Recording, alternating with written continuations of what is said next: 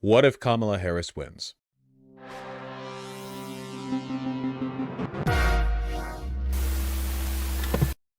Before the 2020 presidential election, I put out two videos. One, me predicting what would happen if Trump won, and one, what I thought would happen if Biden wins. People ask me this all the time, right? Like it's like the main thing I get asked is like, well, what do I do? Or what should I be concerned about? Or whatever the hell. Let's presuppose everything else, all the information. If you watch my content, then you know I think you should vote for Kamala Harris. Should you feel good about it? Probably not, but it has to happen. It has to be done. Better she win than Trump. So let's say she does win. What do we expect going forward from there? You know, people often ask me, because I want you to be in my shoes for a moment, if possible. And I'm going to repeat this bit for the Trump section as well. I get a lot of emails from people who are basically like, I'm on the brink, I'm having a breakdown, I feel like the country is doomed, what do I do? And I think, like, as much as that mental state is conducive to being recruited for like alt-right forums, like that's good for the evil people who kind of like their political constituency being desperate and unstable. I would rather you people feel good for the most part. Like, don't get me wrong, you're all annoying, and I think that you should be mildly punished for that, but not to that extent, not to that, not in that state. So I want to assuage people's concerns a little bit, or maybe exacerbate them. Let's talk about it.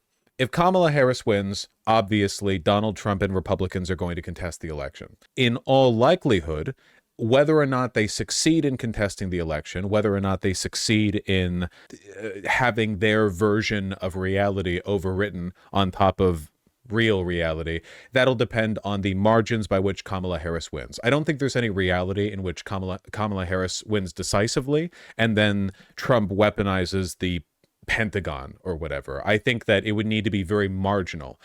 January 6th was, for the most part, bad for Republicans. It didn't end up amounting to much because liberals are cowards and they didn't use it as a pretext for cracking down on openly seditious behavior. But January 6th didn't like win Republicans much, even if they had managed to do what they wanted to do, which is break in and fully stop the proceedings with regards to confirming the elector count. And even if they had killed some officials, honestly, if they had killed some officials on January 6th, it might have led to that crackdown from the liberals. So it's possible that they got off easy by not succeeding as much as the mob wanted to.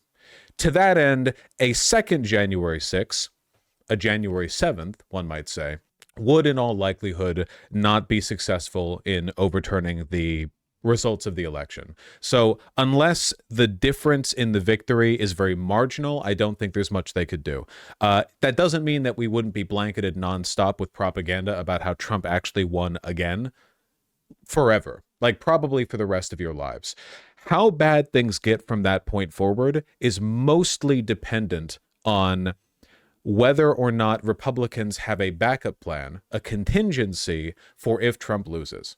Because Trump is probably not going to be able to run in 2028. I just don't think it's likely. He is really old and mentally not all there. So the Republicans and the powers that be that back them, largely capital interests, the bourgeoisie, maybe you've heard of this guy called Marx, he was pretty smart, they need to have a backup plan to how do I put this? We live in a flawed democracy, but it is a democracy nonetheless. In order for the powers that be to win through Trump, they need to capture the public vote, or at least enough of it that they can get Trump into the White House and do what they're looking to do. I think that Trump is the only guy who can really square that circle, who can really walk that tightrope, because he's very uniquely popular with Republican voters, with that constituency. I don't think there is anyone else in the Republican Party right now who could possibly get the vote count that Donald Trump can.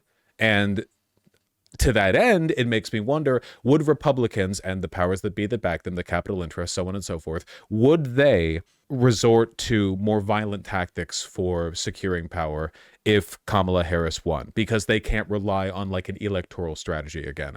I don't really know. It seems unlikely to me that they would succeed because I don't think the Pentagon would necessarily go for that.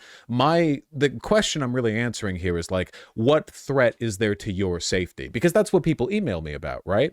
In practice, I think that if Kamala Harris wins, it would be a delaying tactic on our part. It wouldn't solve the problem of MAGA, of fascism, of the creeping encroachment of these forces. This country is not the only country where fascists are gaining power. Canada is almost certainly going to go far right in 2025.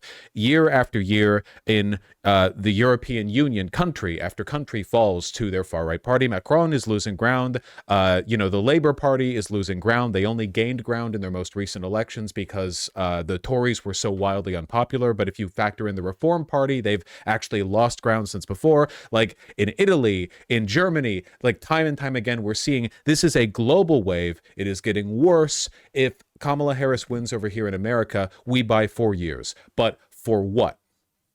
What do we get with those 4 years? The tide of fascism is in large part a consequence of the liberal Western majority's inability to respond to populist antagonism in the face of problems that are specific to this moment in time, right?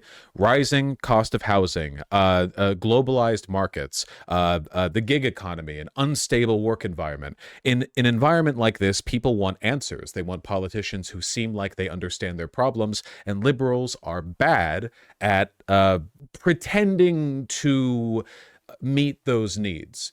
Because liberals are, generally speaking, institutionally inclined. They believe in the system, they trust the system, they want to shore up the system. So if you fundamentally doubt or question or challenge the system, if you think that the system isn't something that should be mildly fixed, not something that should be reformed, but rather something that should be fundamentally challenged, that there's something fundamentally wrong with it, liberals don't have good answers for you. This is the problem we keep seeing. We're seeing it right now with Trudeau losing ground, Macron losing ground in France, Germany with the AfD.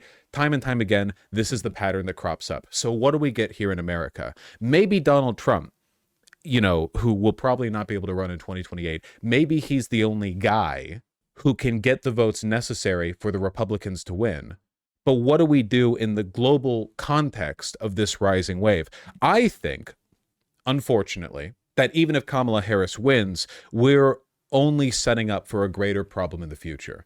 There are so many ways that the problems that are, rising up abroad can affect us. An economic crisis, China invading Taiwan, Russia cutting off energy to Europe, trade wars between us and other countries. There are a million things that could happen that could press further and further into this tension, this antagonism that we feel both with our neighbors locally and globally, that might incline people towards populist solutions. And if liberals aren't willing to give answers that are satisfactory to populist inclined individuals, the fascists will. This is one of the reasons why there is a small but not ideologically insubstantial overlap between people who were wooed by Bernie Sanders and people who were wooed by Trump. Now, I don't think people went from Bernie to Trump. I think a lot of people who were already pro-Trump were sympathetic to Bernie because they saw in Bernie an element of the populism that they see in Donald Trump.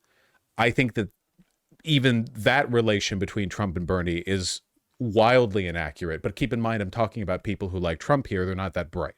They see the populist element. If liberals can't do anything about it, if liberals can't build off that platform or speak to it or build support off of people's anxieties in a way more convincing than Obama or Hillary Clinton or Kamala Harris being fundamentally institutionalist, the fascists are going to keep gaining ground. It's a dynamic, it's a point in the dialectic that is advancing right now that we haven't seen the other side of, right? There's like a dozen countries in the West that are having this exact pattern play out right now, and not one of them has crossed over to the other side, where the fascist populists gain power, burn themselves out, collapse, and then a new order is established, right? Like the dialectic is mounting, we're reaching a crescendo, but without knowing what's on the other side of it, we can't really make predictions about what's going to happen here. And I'm not a historical fatalist, I'm not a materialist in that sense. I don't think that we're guaranteed to follow down that path. I don't think that it's like predestined. A lot of stuff can happen. The world can end. I don't know. It is a great unknown. And it is, I think, rather frightening. I think that it would be disingenuous of me to not say that it's frightening. Kamala Harris wins, and what, 4 years pass under Kamala Harris, not much changes, and we see like 3, 4, 5, 6 more countries that were liberal democracies cede more and more ground to the right. Maybe that doesn't lead to much, right? Maybe in Italy and France and Canada and Germany and so on, the fascists take power, but then they are incompetent, they are bitterly divided, they infight, and inevitably people get sick of them, and they, toss them out and the liberal order is reestablished, or God willing, maybe something better than the liberal order. I mean, pardon me for, wouldn't that be nice that you could imagine, like, well, maybe there's a not fascist or liberal option. That would be nice, I think. They're calling it socialism, folks.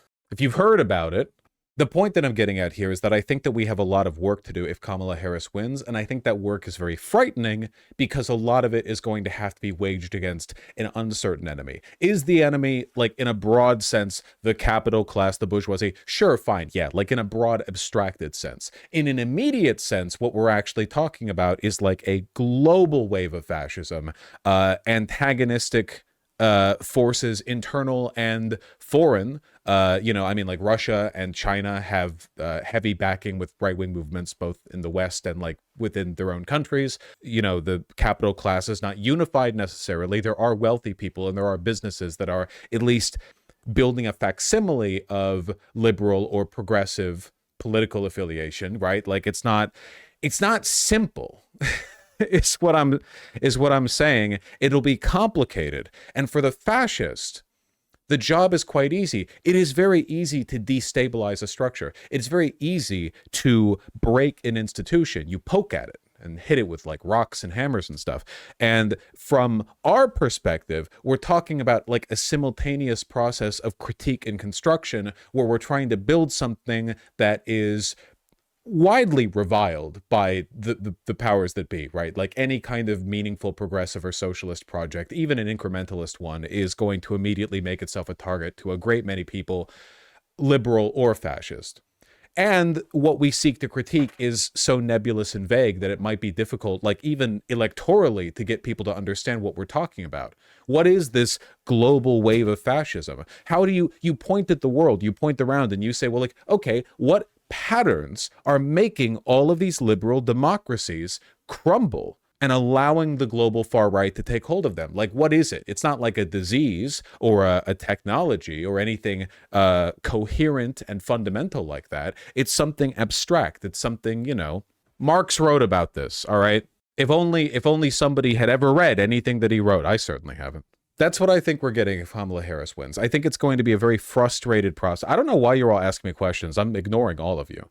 I think it's going to be a very frustrating process. I think that the Democrats are probably going to be very ineffective and abstemious in challenging reactionary legislation in red states. Like, for example, I would be very surprised if Kamala Harris has the will politically or the ability to deal with problems like Texas's abortion ban, for example, or the myriad like book bans or anti-transgender legislation that have cropped up in red states. I think red states will continue to be a bastion for reactionary thought and for harm against marginalized people. Part of that's not even Kamala Harris's fault, because remember, the Supreme Court's still going to be like Republican oriented, and in all likelihood, nothing will be able to go through Congress. So you're kind of limited to like executive action and a few bipartisan, spending bills or something to that effect. Not the cheeriest outcome if we win here. On the plus side, though, I really do think that it will functionally be the end of Donald Trump's like potential as a political force, in an electoral sense, at least. Like, he'll continue to go on TV and call into Fox News and stuff like that. And without that like leadership, I do think that the right wing will deflate for a time while they search for a new leader. Basically, it's not going to be JD Vance. It's not going to be Ron DeSantis. It's not going to be Ted Cruz. I don't know who has the sauce. It seems like all the people in the GOP who have any sauce do so by riding the coattails of Donald Trump. Will Elon Musk have the sauce? He's so uncharismatic, man. Vivek riding Donald Trump's coattails. You know, I just I don't know who could really like take up that crown. So maybe it gives us a little bit of breathing room. Maybe economic and environmental circumstances allow for a kind of global deflation of this rising tide of the far right, which would give us more breathing room here in this country. That would be nice. You know, I think that would be nice. I think that'd be pretty cool. I think it'd be PogChamp. So that's my thought. And if Kamala Harris wins, oh, and if Kamala Harris wins, she's not going to do shit about Netanyahu. I'm sorry. Maybe she like is marginally better than Joe Biden. The Israel situation is going to burn out on its like Israel is on a like a collision course right now with self-destruction just because it is engaged in like unsustainable levels of evil. You know, you can only go at it for so long and with so much force. So, you know, eventually that situation's going to solve itself just through like inertia. I mean, a lot of people are going to die on the way. It would be nice if we had a president with the stones to stand up to Netanyahu, but of course the only alternative to Kamala Harris, who probably won't have the stones, is Donald Trump, who has the stones to fully back Netanyahu in a way that even Joe Biden has not thus far been willing to do. So that's what you get, I guess. That's, you know, we live to suffer.